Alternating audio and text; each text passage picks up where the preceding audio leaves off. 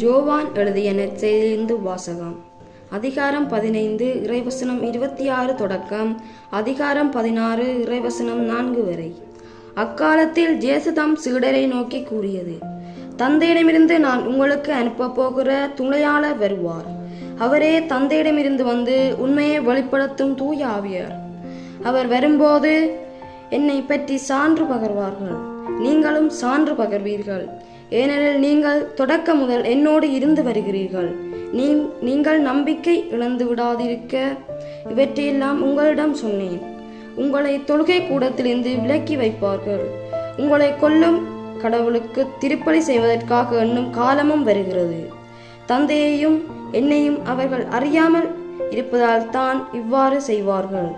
இவை நிகழும் நேரம் வரை நான் உங்களுக்கு இவை பற்றியே முன்பே சொன்னதை நினைவுபடுத்திக் கொள்ளுங்கள். இதற்காக இவற்றை உங்களிடம் கூறினேன். இது கிறிஸ்து வழங்கும் நற்செய்தி. கிறிஸ்துவே உமக்கு புகழ்.